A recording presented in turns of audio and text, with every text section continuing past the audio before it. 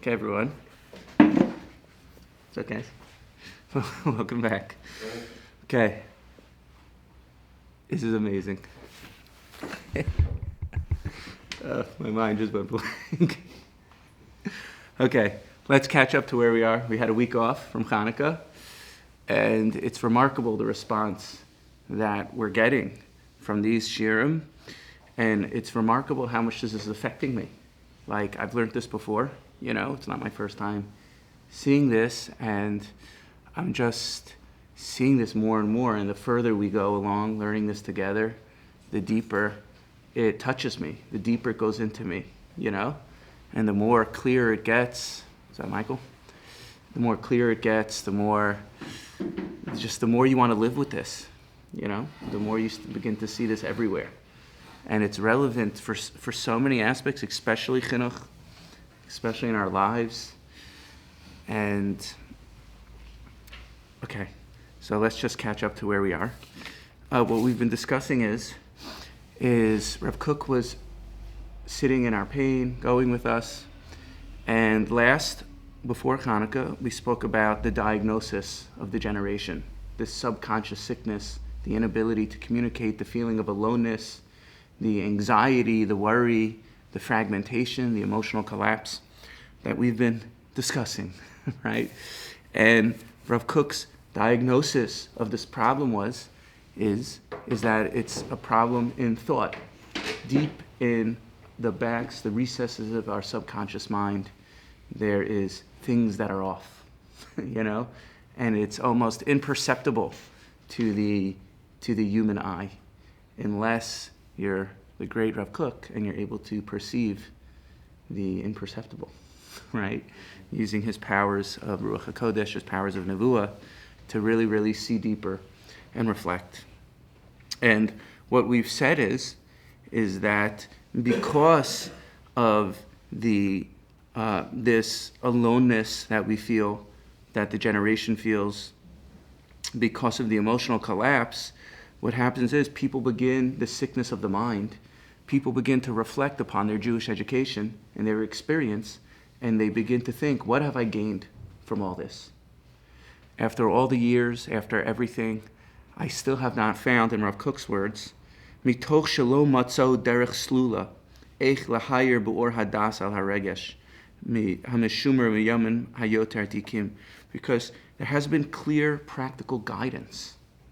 Right? As much as we talk about big things, big ideas, right? Just how do I get from point A to point B? I want to be a Navi. How do I become a Navi? I want to have Ruach HaKodesh. Rav Morgenstern has Ruach HaKodesh.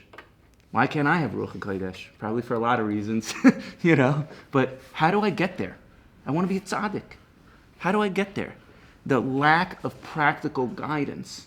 You look in this sefer, you look in that sefer, you speak to this Rav, that must be this person, and there's no thing that unifies it. There's no way to get to point A to point B. So what happens is, due to the lack of clarity and practical guidance, a person gives up. A person, in Rav Kook's words, al kain panalo el hazilzul v'ashlila.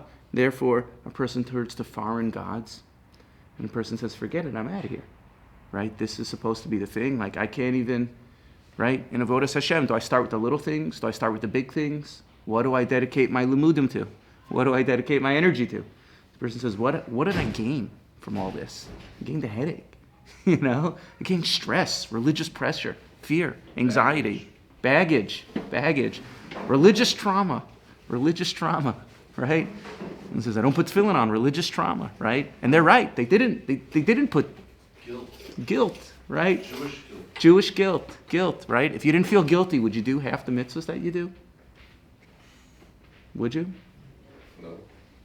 Right, there you go. We have honesty here, right? You wouldn't do it, right? Everyone has to answer that question themselves. If it wasn't for the guilt, would you do it? What about its truth? What about your connecting to the Borei Olam? What about your connecting to the Shechina? All right, if I didn't feel guilty, I wouldn't do it. Right? So it's like Rav Kook is saying all this comes, he's going to say where this comes from. Now, and what he's doing now in this piece as we're going to continue down to catch us up, he's going to shift from diagnosis to the subconscious sickness to response. So now what? What do we do with these children? What do we do with our generation? What do we do with ourselves? Right? And again, everything he's saying, it's so radical because he was saying this about the early Zionists in his generation. He was saying this about the early Zionists, that they weren't coming from a place of destructivity. They weren't coming from a place of choice, but they were coming from a place of emotional flooding. They were coming from a place of cognitive overload. They were coming to a place of loss of internal confidence. And because of that, they were going against Hashem. It wasn't because out of choice, but because their emotional state was collapsing on them, they were acting in their ways, right? And we're going to see, we're going to shift to response now in this paragraph. Is he saying that this is consciously? Is it consciously done? He's saying it's not consciously done. He's saying it's not consciously done. And look what he's going to say, and this is really radical.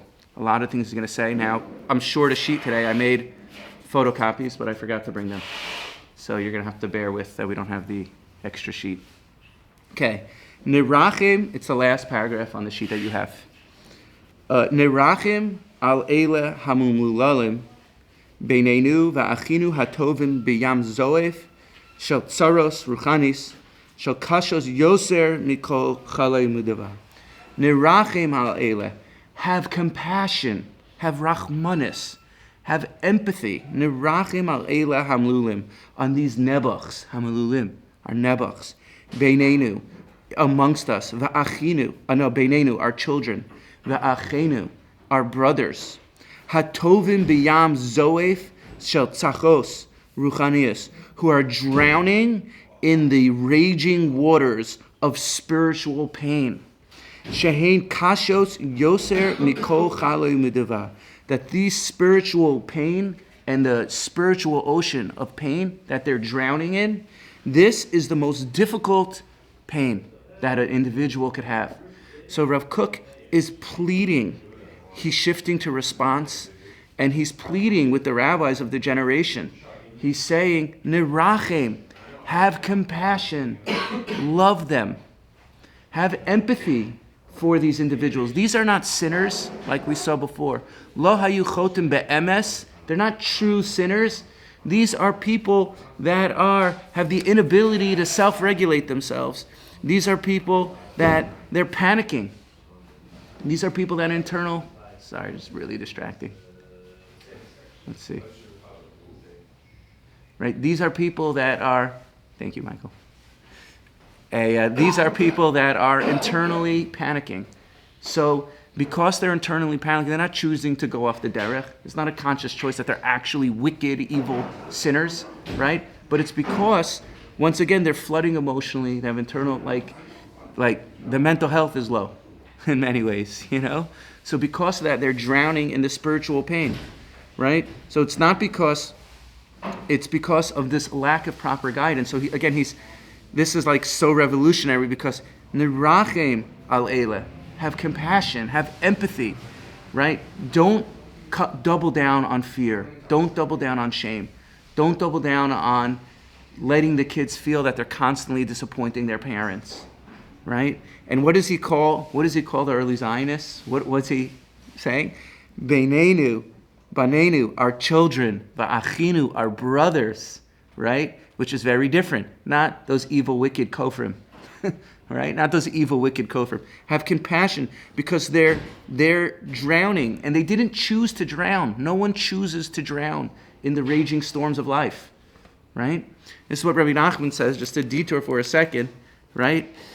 In lesson Zion, in the second chelik of Likutei Moharan, which is the Torah's manis that people try to learn together for a few months. It's kedai to be mamik in these lessons over here in lesson Zion. Mirachem Yenahagim, Rabbi Nachman says, opens up the line, Mi shehu rachaman hu yachol liot manhig Yisrael.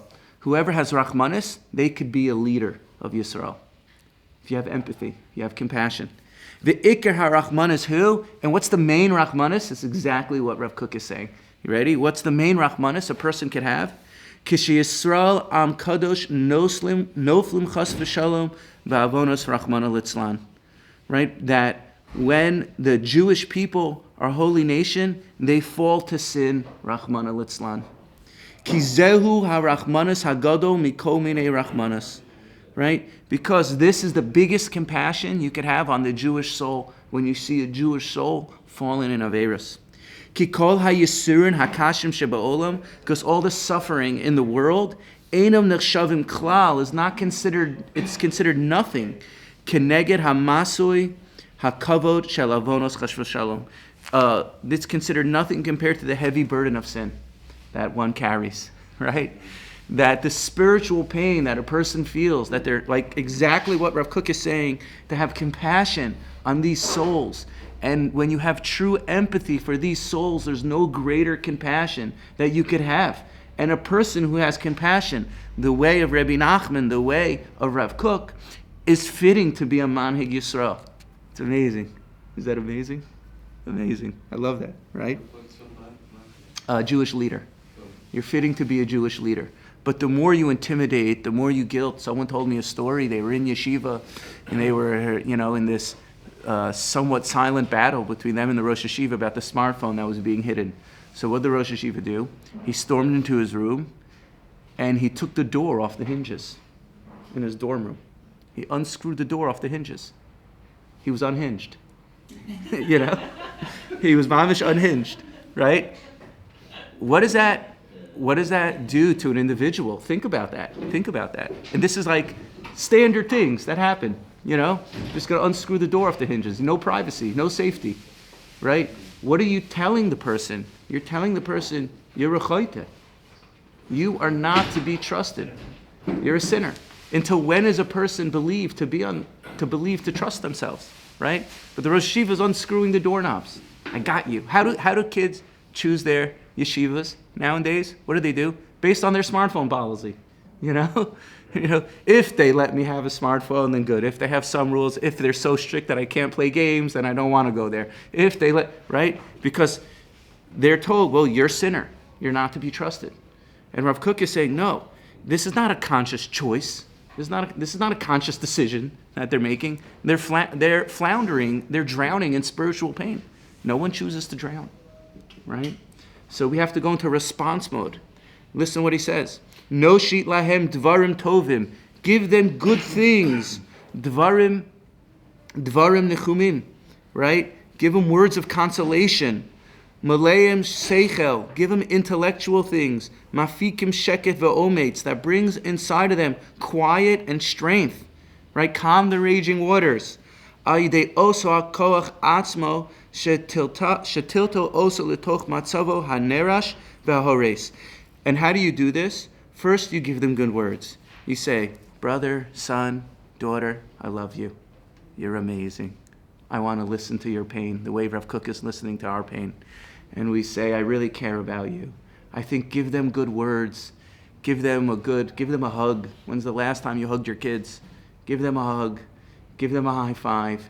Give them words of encouragement, even though they're drowning. If someone's drowning, you throw them a life vest. You don't shame them. What's wrong with you for drowning? Right? And then what do? Through the same thing, the same power that dragged them to that low place, you need to use that very medium, that very kli, that very means in order to bring them out of it. I'm going to talk about a little bit what this means. I'm not exactly sure what this means exactly, What are the practical applications of this, right? But speak to them good, give them empathy, right? What's the difference between empathy and sympathy, right?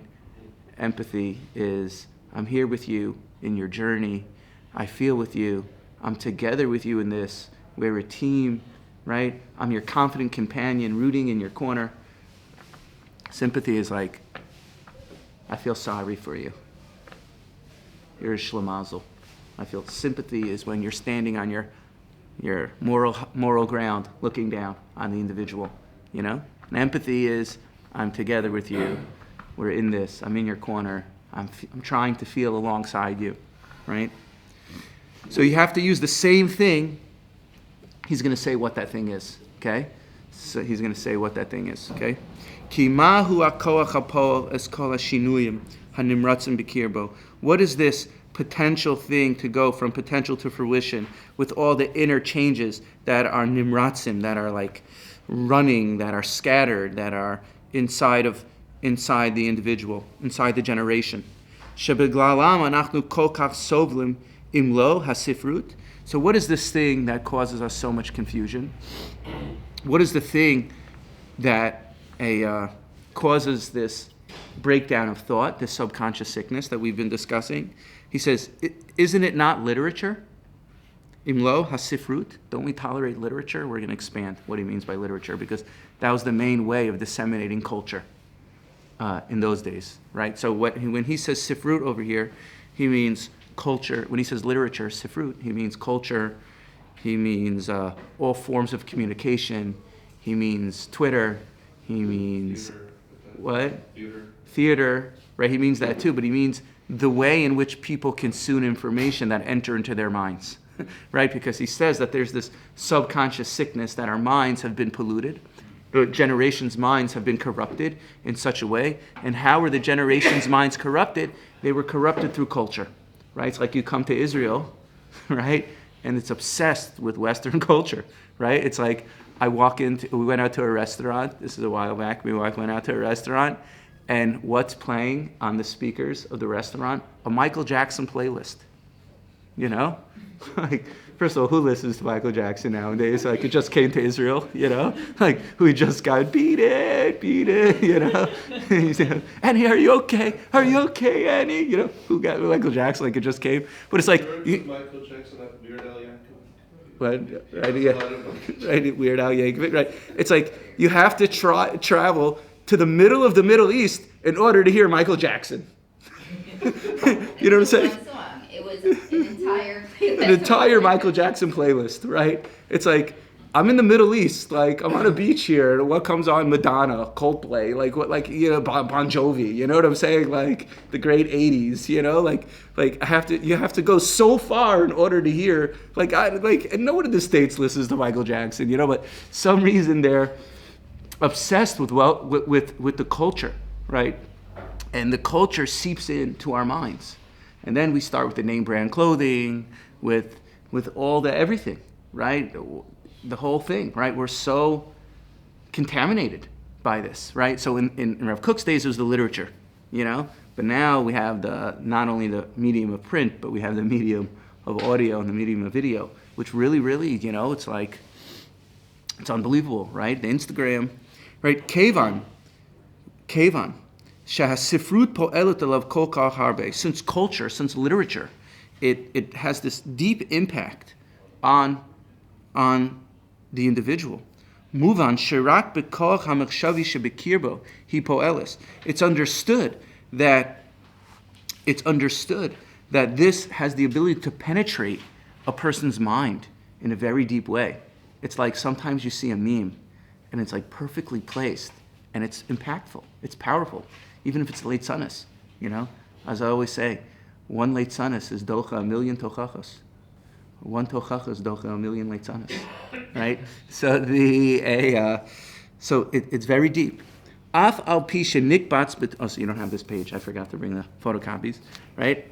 Af al pi shenikbats betocha gam lahag harbe vidvar machamim. Even though within the culture and the literature, there's all sorts of things that are actually good and warm up the heart, right? In his days, that you were reading interesting things, right? They were the maskilim. They didn't know if Rav Kook was a maskil or a tzaddik, because he wrote like a maskil, but he learned like a tzaddik, right? And they didn't know what he was. They were confused about him in Volozhin.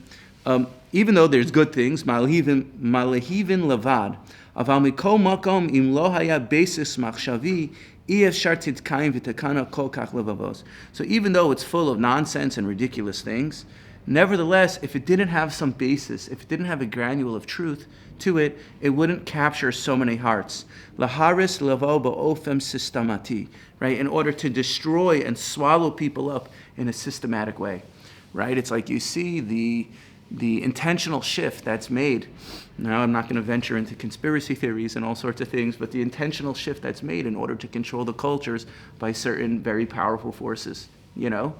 And those cultures the attempt to shift the culture, like to portray, like every cartoon portrays fathers as idiots, you know what I'm saying? Or the systemic, LGBTQ, right? To say that this is okay and this is not okay, and to blur the boundaries of culture, that it blurs things in such a way so we wind up thinking in certain ways that we don't even realize that are deeply affecting us, right? And this happens all through sifrut. This happens all through the literature, all through the mediums. So it's like, I was thinking about, like, how does this apply nowadays? Like, what does this mean? Like, I don't know exactly what this means. Like, I'm not exactly sure, like, how this remedies everything, but it's like one aspect, it's like Rabbi Nachman Sipuri Maisios. Rabbi Nachman told stories, So, like, one of the things about the stories, he said, after all, aren't they just nice stories, right?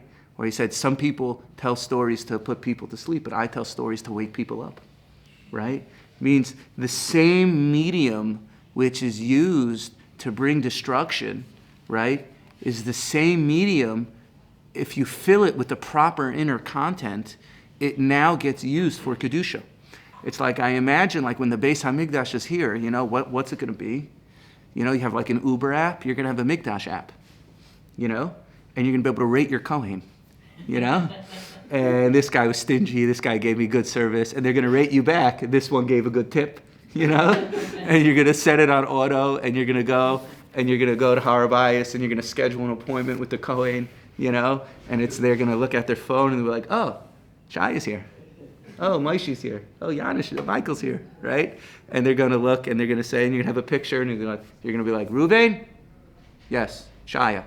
He goes, okay, come with me, and it's going to be like this whole system, and what korban are you here for? I'm here for a chatas, I'm going to be there every day for a chatas, You're going to korban chatas, Oh, you're here for the korban Pesach? Oh, who's in your chabura? Oh, we're going to split the tip, right, okay, and it's going to have the halachas. Remember, only eat it here. There's going to be like a holographic line, invisible line. Then you're going to know you can't leave it with kachim, and where's Haroeh, where are all these places, right? So the same medium that's used for ridiculousness, right, is going to be, the inner content of it is going to be filled with the light of Hashem, right? So the very same thing, it's like Rabbi Nachman has a lesson. He says, like, haba metayir misayim lo, like, right? And that, like, the way, he talks about the letter hey. It's like, the hey, why is it open on both sides, right? They talk about the difference between the chet and the hey, right? So why is the letter hey open on both sides, right? It's a dalet, and like this yud over here,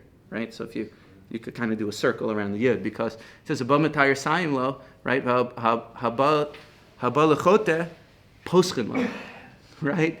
That a person comes to do a sin, they open it up, but a person who comes to be matahir themselves, to come to purity, then they help you. So Rabbi Nachman has this thing that, right? If a person wants to do a veirus poschen, they open up the bottom of the hay, and you're able to drop out the bottom to wherever you want, right? But when you come to be matahir, it's mesayim lo. When you want to come to purity and you want to come to holiness, then it helps you. So you go in through the top of the hay. So you keep going around the yud on the bottom, right? So it's like the same means in which you turn towards Averis, that same spiritual energy, now you go through the top of the hay, right? So he has this whole lesson about its transformation, not amputation, right? That same means in which a person left Yiddishkeit with that same, right? That's the secrets of all your zdonos or nazim schuyos. A person does tshuva ma'ava, right? A person does tshuva because they love Hashem, right? So what happens is that all the mazid averis you did, all the averis you did intentionally, I bedafka did this avera, right? I ate chazer on Yom Kippur, right? I bedafka did this avera with full knowledge and intent of doing that. That now mitzvah turns to an advocate for you. So not only is it wiped out, is it neutralized? Okay, fine, it's neutralized, that I get, right? But now it somehow it turns into a mitzvah, right? Because that same transformational energy, that very same thing that is used to sin, somehow becomes the very same thing that helps you. So the thing that you did with full das, the full cognition, awareness, now turns to an advocate for you, right? So your zdonim or nasim schuyos, it helps you now, So Rav Kook is saying the very same thing that hijacked the individual's mind, you come through the top of the hay now, right? The very same thing is the very same means in which the tikkun comes from, right? So like, if they were traumatized with Yiddishkeit, religious trauma, right? So now the answer is to use a Judaism of warm, loving words, a deeper, right? He said, show them the light, right? And he's going to explain now, we're going to continue, and just to foreshadow.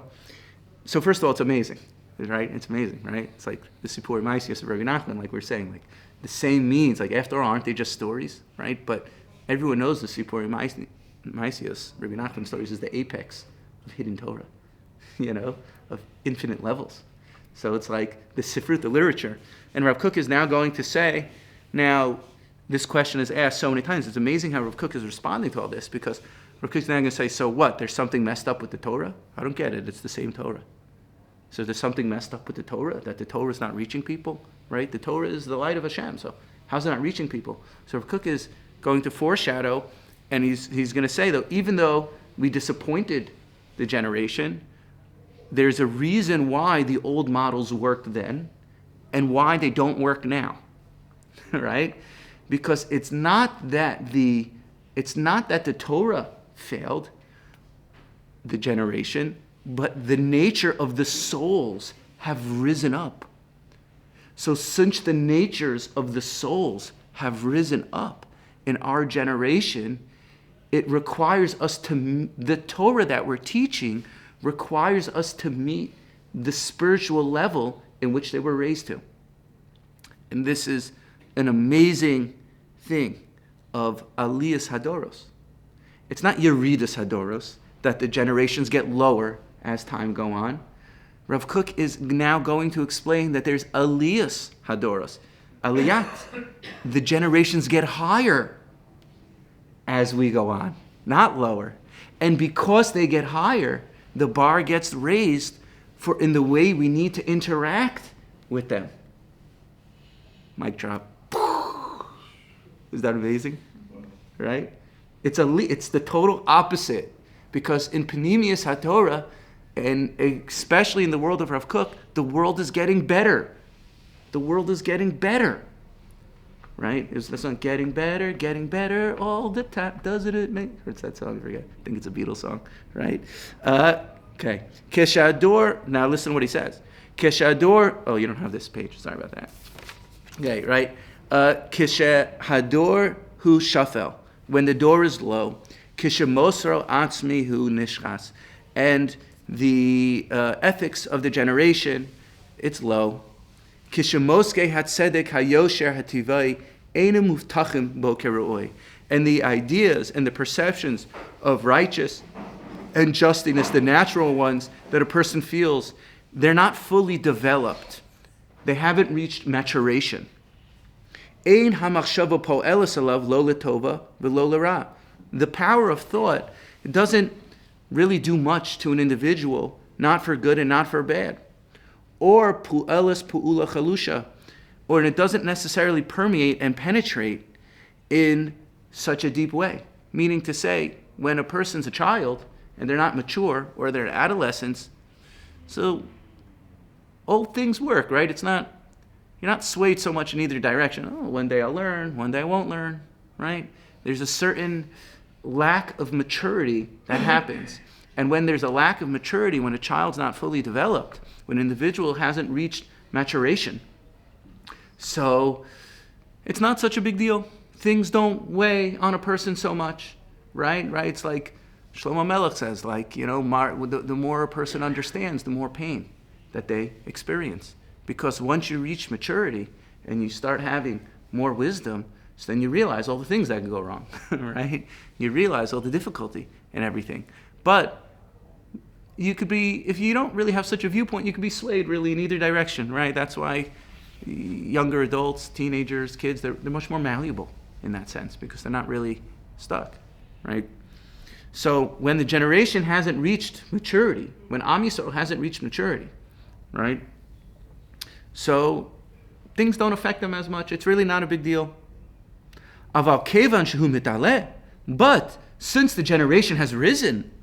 Kevan shu margish bekirbo atzilut vadinut, since the generation begins to feel within itself gentleness and refinedness. Netiach hazaka lahaskil v'leheti v'hakara pnimis beharbe. Netivot v'drachim shel orchos achayim, the strong inclination to understand and the good recognition, the inner recognition to understand the paths of life have risen. Afal pi she'enam gemurim umusach lachlim, even though we haven't reached full maturation yet, but the ability to self-reflect and want deeper, holier things to understand about life has risen. Mikol makom harehu kvar tzama lemachshava v'hegyon. But nevertheless, since the generation is starting to develop and go from, right, if you learn Erickson's stages of psychosocial development, right, at different stages of life, a person wants different things, right? So a person reaches, intimacy versus isolation, or a person reaches the middle age, generativity versus stagnation, right? And a person reaches, late adulthood, which is, did I live a life worth living? Integrity versus despair, And the person in the younger developmental stages, it's, autonomy versus shame, guilt versus doubt. It's fidelity, right? Teenage years, it's, am I going to be faithful to what it is that I'm being taught, right? And all the experimentation that happens during that stages, right? So it's like the Am Yisrael, from the beginning of world history until our current state, has been going through the stages of development. Until the late stage of development, which is Malara Aretz Deis Hashem, which is the state of integrity versus despair, which is the state of wisdom, of late adulthood, of maturation, right? So Rav Kook is showing that from the beginning of time, we started with one person. We started with Adam and we went to Avraham. And then we watched Avraham's family grow, right? And then you get to Shemos, right? And then you see the internal politics of a family, Yosef and the brothers, right? And then there are cousins and nieces and nephews, and the family gets larger. Then you close Sefer Bereshis, and now you open up in Sefer Shmos, you see the development of a nation. You went from one individual to a family, to a tribe, to a clan, to the building of a nation, right? And you see, so it's constantly developing, and our entire world history has led us to this moment in soon to be 2026, right? Which is exactly the highest souls that have ever existed from the beginning of time. And Rav Kook is seeing this in his day, right? That we're starting the old answers, even though we haven't reached full maturation yet, the souls are more prepared to be Mesiras Nefesh. Look at the soldiers going into Gaza. Look at them. You speak to every soldier. I want to go back in. I want to go back in. Yeah, it's hard. I left my wife. I went, right? But they want to fight. They want to go back in, right? So, nevertheless, the generation wants something deeper, something full of feeling.